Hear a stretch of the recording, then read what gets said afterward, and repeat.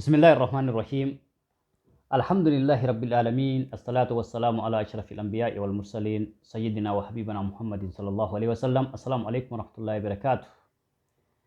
كوجمتودا جالتمتوتا channel كاليتوب إن شاء الله فيديو جبابة سينا أجائبة قبل سنة ديات جرا سينا كان كيستي وباي الدبافة تنجيتن أبدا إن شاء الله يوتيوب كيني خنس سبسكرايب أكا قوتن إن شاء الله سمان أمسكو سيني دبرسو برباد arra seenaa ajaa'ibaa seenaa akkaan gadaa nama nyaattu qabadhee isinii dhiyaadhe. Seenaan tunis zabana gartee khaliifaa lammaffaa Umar ibn Khattaab Amiirul Mu'miniin zabana gartee khaliifaa isaa keessatti argamte jechuudha. Duuba gaaf tokko dargaggoonni namni sadii namicha tokko qabanii gama gartee Amiirul Mu'miniin fidan. Amiirul Mu'miniin dura fidanii yaa Amiirul Mu'miniin namichi kun abbaa keenya nurraa ajjeese haddii akka irra nuu dhaabdu akka gartee nu ajjeestu barbaanna ja'aniin duuba. Duuba Amiirul Mu'miniin namichatti garagalee namicha maal jeen ati abbaa isaanii ni ajjeefte jee gaafate duuba. Ani gartee tiksee gaalaati gaalan tikfadha. Duuba gaalli kiyya tokko dallaa isaanii gubbaan mataa laatee muka isaanii baala irraa nyaate. Yeroo kana duuba abbaan isaanii dhagaachaan gaala kiyya darbate dhagaan sun gaala kiyya na jalaa ajjeesee jeen duuba. Anis yeroo gaalli kiyya du'u dhagaachuma gartee inni gaala kiyya saniin ajjeese san fuudhee isaan dhahee yeroo san abbaan isaanii jalaa du'ee jeen duuba.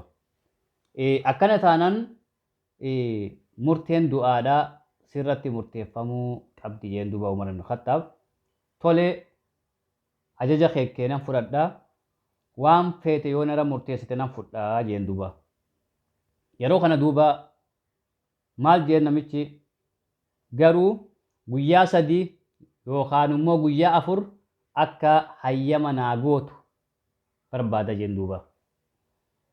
Maaliif sababni isaas abbaan keenya ijoollummaatti nurraa du'e qabeenya gartee ana malee ijoolleen teenya hin beekne jira. Qabeenya sanduuqa keessa jiru jira. Yooniin an asiin kanin du'ee hafu taate qabeenyi sun lafatti badaa. Ijoolleen sun immoo yatiimaanii beelawanii waan nyaatan dhabanii. Qabeenya saniin adda isaanii hiree fi deebi'aa. Guyyaa laftis lafa baadiyyaati lafa fagoodha.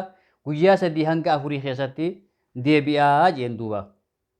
Yeroo kana gaa hayyee guyyaa 3 nama wabii sii ta'u fidadhu jeen. Namicha lafa nama baadiyyaati. Magaala nama beeku namoota gartee ashaabota tattaa'an keessa deddeemee namicha tokkotti harka laate duuba.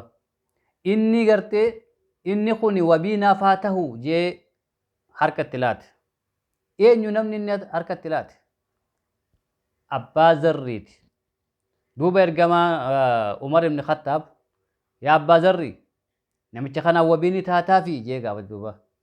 Antaaf yaa Amiirul Mu'miniin jeen hayyee namichaan deemi jee gadhiise duuba.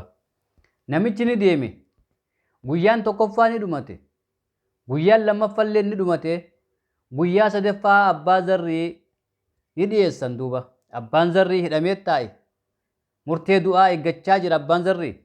Namichi guyyaa sadaffaa hin dhufne ashaabonni akkaan rifatan muka irratti bahanii nama karaa deemu fageenyarra dhiiroo namichi kun hafeeti abbaan Zarrii haddiin du'aa irra dhaabamti jechuudhaan duuba hedduu takka rifatte ashaabonni. Namichi guyyaa sadaffaa osoo salaanni makriibaa hin gahin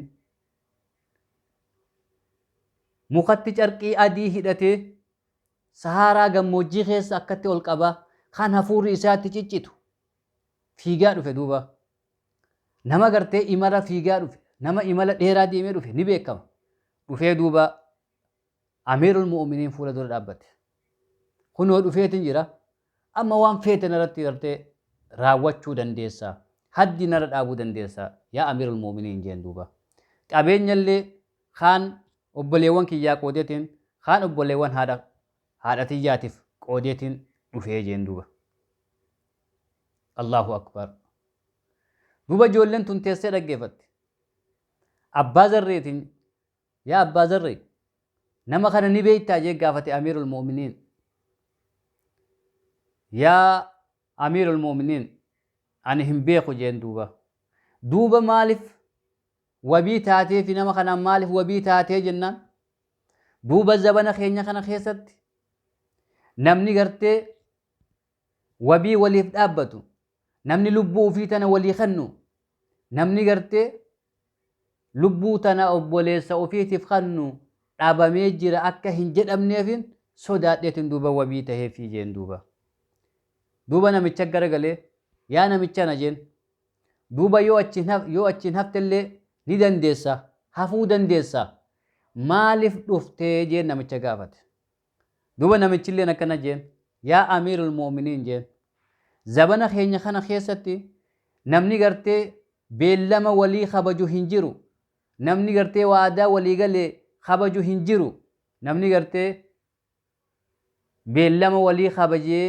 hin jiru jechuu akka gartee zabana keenya kana keessatti hin argamneefin diiniin keenya kun akka maqaan isaa hin tuqamneefin duuba beellama kabajee argame duuba jeen Allahu akbar duuba yeroo kana ijoolleen dargaggoon gartee namicha qabanii fidan garaan isaanii rora'ee uf qabuu dadhabanii imimmaan gadhiisan duuba yaa amiirul mu'miniin jaaniin nuti obboleessa keenya kan abbaa keenya ajjeese dhiifama gooneetiif jirraa jaaniin duuba dhiifama isaa goonee jirraa oonfi isaa goonee jirraa jaanii gaafate amiirul mu'miniin duuba jalaan hafne ammallee amiirul mu'miniin jalaan hafne ammallee maaliif dhiifama gootaniifi jee gaafate akkuma gartee abbaa zarreetii fi namichallee gaafate ijoollee dargaggoota kanallee maaliif dhiifama gootaniifi jee gaafate duuba yeroo kana maal jaaniin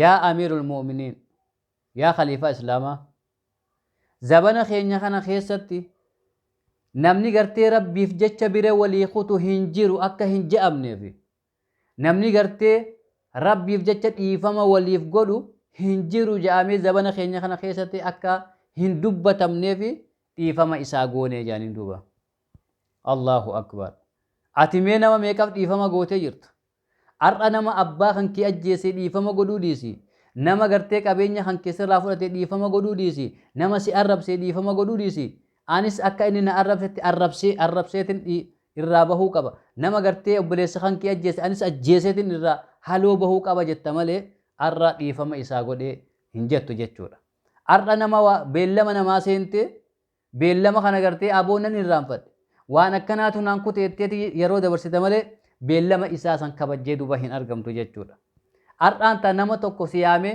aboo kottu wabii naa ta'e rakkadheetiin namarraa waa fudhadha bakka kana gartee wabii naa ta'e jee yoo namni tokko siyaammate wabii na qabsiise booda achiin maallaqa namaa deebisuu didee rakkoo keessatti na galchuu deema hin dhaqqabu jettee didda jechuudha Allahu akbar laal seenaan tun zabanni kun akka gartee nurratti hin argamne jedhanii isaan ka fakkeenya nuu ta'an waggaa 1,400 dura jechuudha har'a nuti eessa jirra keessatti faayilaan obboleewwan keenya insha Allah seenaa kanarraa hedduu baratan jennee abdii qabna YouTube keenya kanallee subscribe akka gootan abdii isinirraa qabna assalaamu alaykum wa rahmatullahi wa barakaatuh insha Allah share walii godhaa barakallahu fiik